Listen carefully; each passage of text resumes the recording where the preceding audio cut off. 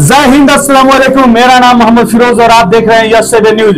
कल अमित शाह का एक रैली हुआ, एक सभा हुआ छपरा जिला यानी सारण जिला में, और वहां से उनकी एक बौखलाहट भरी बयान आई कि जंगल राज फिर से बिहार में आ जाएगा।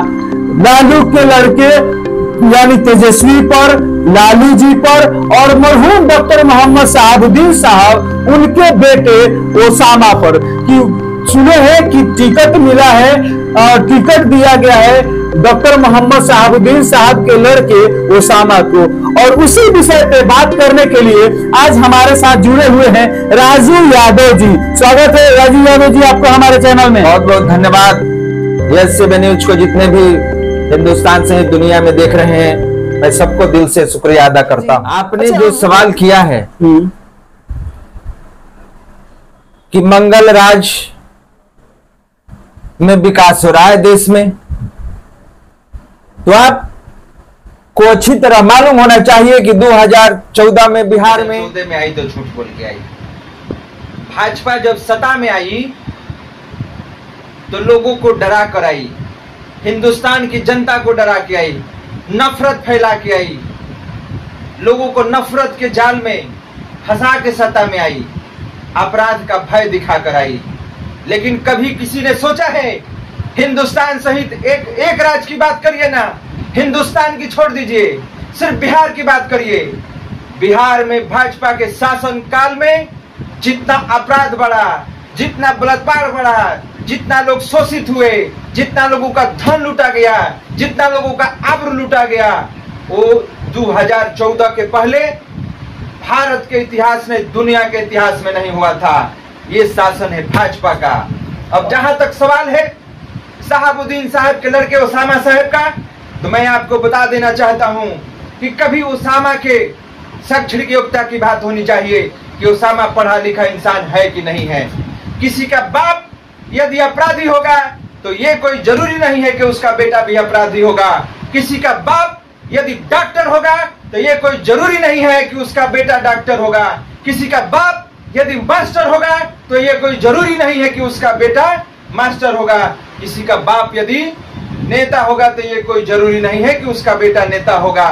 तो किस परिस्थिति में अमित शाह बिहार में आकर इस तरह की बात कहने का काम किया है, मैं घोर निंदा करता हूं भाजपा के ऐसे बड़े नेताओं का, जिन्होंने जलसाजी करके हिंदुस्तान की जनता को ठग के, बिहार की जनता को ठग के, बिहार के युवाओं को नौकरी देने के नाम पर युवाओं को झांसा देकर जो सत्ता में आने का काम किया है, मैं एक इंसान होने के नाते और राष्ट्रीय जनता दल के कार्यकर्ता होने के नाते, एक नेता होने के नाते मैं उसका भरपूर बहिष्कार करता हूं बिहार से। पहले से कैसे हो सकता है? जंगल राज का तो घोतक बैठा हुआ है उनके सरकार में, गठबंधन के सरकार में।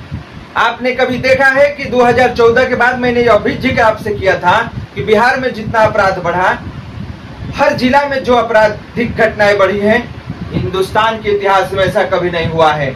अब जहां तक सवाल है ओसामा साहेब का, तो ओसामा साहेब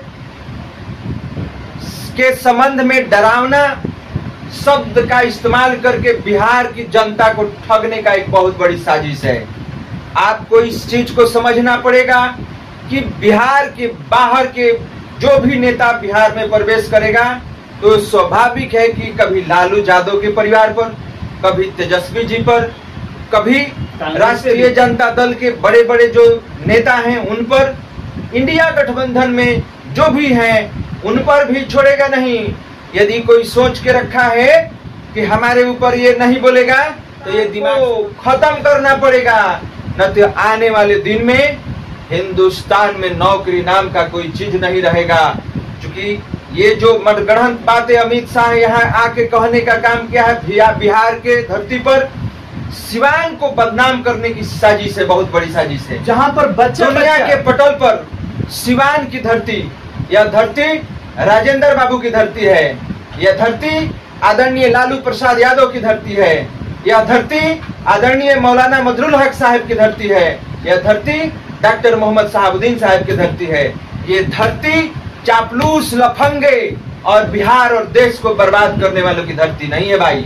एक साजिश है बिहार में भाजपाइयों का बाहर से आना एक बहुत बड़ी साजिश है, लेकिन इस साजिश को बिहार की जनता इस बार समझ चुकी है और आप देखिएगा कि आने वाले समय में बिहार से पूरे इस सिस्टम को बिहार की जनता उखाड़ कर फेंकेगी और इंडिया गठबंधन की सरकार बनाएगी और ऐसे ऐसे झूठे वादे करके और देश के सत्ता में आने वाले लोग फिर बिहार में मुंह दिखाने के लायक नहीं होंगे जब युवाओं पर इस तरह का प्रश्न चिन्ह खड़ा करेंगे। एक ओसामा को तुम बदनाम करोगे, एक ओसामा के डरावना की बात करोगे, हजारों लाखों ओसामा बिहार में पैदा हो चुके हैं। क्योंकि भाजपाई कभी युवा को देखना चाहते नहीं है। क्या ये लोग आएंगे तो कहीं भाजपाई दूध का दूल्हा हुआ है। अब ये न सबका चिट्ठा फरा नौसिखिया ने तक बिहार में जो लंच किया, कोई जवाब दिया उसका? जवाब देने से तो पहले मीडिया के सामने भाग जाता है। और वहां का छोड़िए ना, अमित शाह अपने बारे में बताया देश की जनता को? भारत के प्रधानमंत्री अपना डिग्री सर्टिफिकेट दिखाए? आप हमसे पूछिएगा कि आप कितना पढ़े लिखे हैं तो हम बताएंगे ना कि हम रिसर्च स्कॉलर हैं जेपी यूनिवर्सिटी। हमने आपसे कहा ना कि हमने आपको बताया ना कि हम पीएचडी कर रहे हैं? हमने आपसे छुपाया? क्या बात है। आप हिंदुस्तान के नौजवान ये बात सब समझ चुका है और गांठ में बांध लीजिए। मैं आपके चैनल के माध्यम से हिंदुस्तान और दुनिया की लोगों को ये बताना चाहता हूं कि जहां भी ऐसे बोलते हुए भाजपाइयों को देखिए, वहां भी भाजपा मुर्दाबाद का नारा लगाइए और बिहार सहित देश से उखाड़ कर फेंकिए। तब हिंदुस्तान की जनता निश्चित रूप से चैन का सांस लेकर सोने का काम करेगी, अन्यथा भाजपा के शासनकाल में संभव नहीं। वो भड़काऊ भाषण देते देते थक जाएंगे। ओसामा साहेब और इंडिया गठबंधन के लोग प्रेम के जाल बिछाने से कभी पीछे नहीं हटेंगे। याद रखें, अमित शाह को बात करनी चाहिए कि बिहार में यूनिवर्सिटी की स्थापना हो, बिहार में फैक्ट्री लगे, बिहार को विशेष राज्य की दर्जा की बात किया था, दिया? बिहार को विशेष राज्य का दर्जा दिया? नहीं मिला। फैक्ट्री दिया? 15 लाख रुपया खाता में आज तक आया? तो फिर करोड़ जानता सवा करोड़ जो नौजवानों की नौकरी देने की बात किया था, किया नहीं किया। तो मुद्दे से भटकाने के लिए ओसामा साहब को टारगेट किया जा रहा है।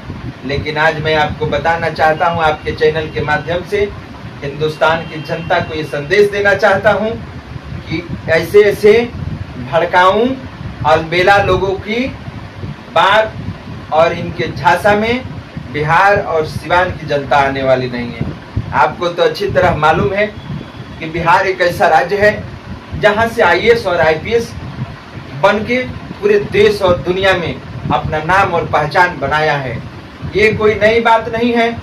ये हिंदुस्तान में सिवान एक धरती है जहां से राजेंद्र बाबू पैदा हुए जीरादेई में, और जीरादेई का नाम, राजेंद्र बाबू का नाम पूरे दुनिया के मानचित्र पर है। ठीक उसी प्रकार से यहाँ के जो लोग हैं स्मरण वैसे लोगों के करते हैं जिन्होंने अपने कर क्षेत्र में अपने कृतित्व और व्यक्तित्व के माध्यम से हिंदुस्तान ने दुनिया को संकेत देने का काम किया है। ऐसे फर्जीवाड़ा बोलने वाले अमित शाह के जालसाज में यहाँ की जनता आने वाली नहीं है।